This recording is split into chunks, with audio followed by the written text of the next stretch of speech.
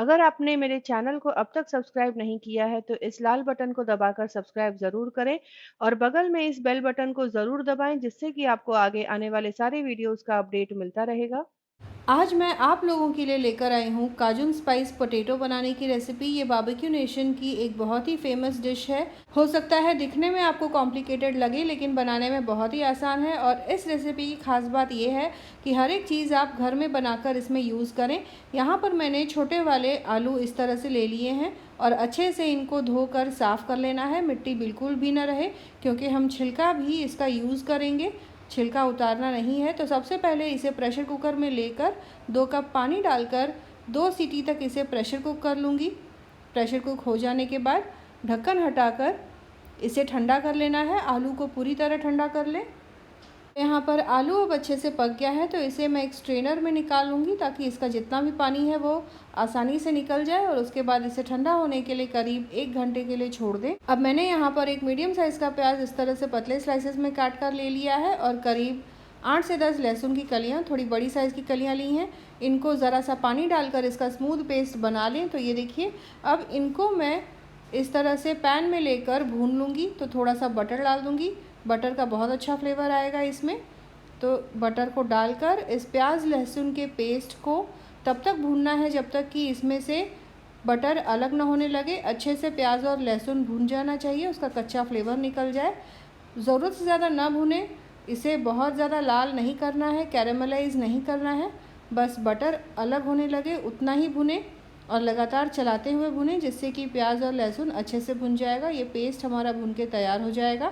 इस पेस्ट में onion powder और गार्लिक पाउडर यानी कि प्याज और लहसुन का पाउडर यूज़ होता है, लेकिन अगर आपको ना मिले तो इस टेक्निक से आप इसे बनाकर यूज़ करें, बिल्कुल भी फ़र्क नहीं आएगा और टेस्ट बल्कि ज़्यादा बेटर आएगा, क्योंकि हम यहाँ पर ताज़ा लहसुन और प्याज का पेस्ट यूज़ कर रहे हैं।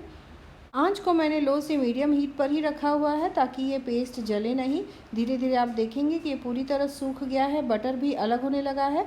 तो ये हमारा लहसुन और प्याज का पेस्ट भुना जा चुका है। इसे मैं एक बोल में निकाल लूँगी ताकि ये अच्छी तरह से ठंडा हो जाए।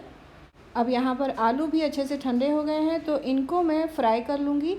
फ्राई करने के लिए सबसे पहले तो थोड़ा सा मैदा और चावल का आटा इस तरह से एक किसी भी साफ़ सुथरे प्लेटफॉर्म पर छिड़क लें। यहाँ पर मैंने थाली यूज़ की है, उसे उल्टा करके उसके ऊपर थोड़ा सा कॉर्नफ्लावर और चावल का आटा छिड़क लिया है। अब आलू को इस तरह से लेकर हल्के हाथों से इस तरह से ज़रा सा दबा लें। तो ये देखिए, कुछ इस तरह से ये आलू की एक टिक्की की तरह बन जाएगा। चावल का आटा और कॉर्नफ्लावर छिड़क लेने से ये थाली में बिल्कुल नहीं चिपका है।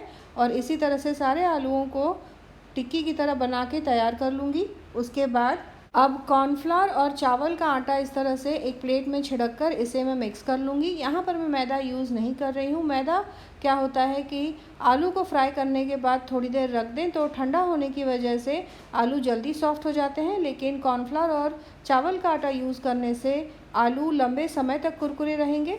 इस तरह से चावल और कॉर्नफ्लावर के आटे के मिक्सचर में आलूओं को अच्छे से कोट कर लें और एक्स्ट्रा आटा उस पर से झटक के निकाल लें। तो इस तरह से मैं सारे आलूओं को कोट करके तैयार कर लूँगी। यहाँ पर करीब 6-7 आलूओं को मैंने अच्छे से कोट कर लिया है। तेल भी मीडियम गरम तैयार कर लिया है मैंने।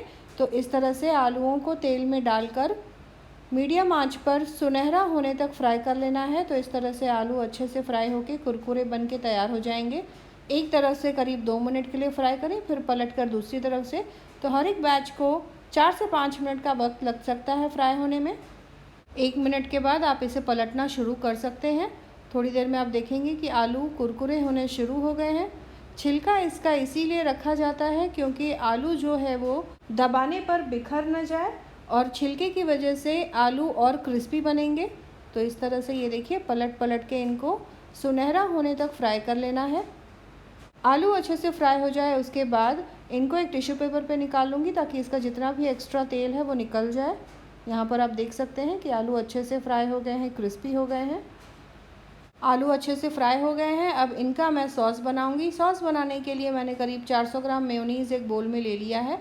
करीब 1 किलो आलू मैंने लिए हैं, उसी हिसाब से मैं यहाँ पर मेयोनीज़ यूज़ कर रही हूँ। उसमें डाल दूँगी अदरक और लहसुन का पेस्ट। फिर कुछ मसाले हैं जैसे कि 1 tablespoon chilli flakes, 1 tablespoon mixed herbs, आधा टीस्पून मैंने काली मिर्च का पाउडर ले लिया है, नमक स्वाद अनुसार, और 1 छोटा चम्मच कश्मीरी लाल मिर्च पाउडर। 2 टेबलस्पून इसमें मैं डाल दूँगी टोमेटो सॉस, जिससे ये जो सॉस बनेगा बहुत चटपटा बनेगा। और इसी के साथ इसमें मैं डाल दूँगी 2 टेबलस्पून नींबू का रस, और इन सारी चीज़ों को अच्छे से मिक्स कर लेना है।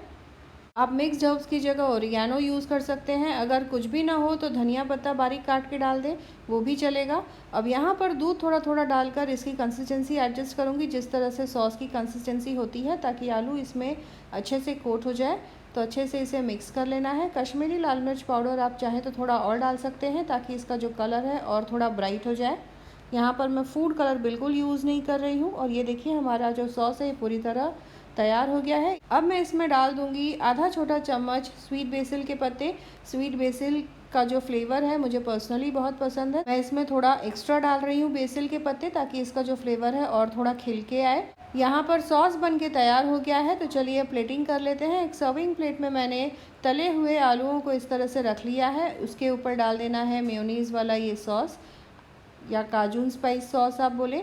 इनको डालकर अच्छे से आलू के टिक्कियों को कोट कर लें। आई एम श्योर आप इस रेसिपी को देख रहे होंगे। इस तरह से इतना क्रीमी टेक्सचर वाला जो सॉस है आलू की टिक्कियों पे बहुत टेम्प्ट कर रहा होगा आपको।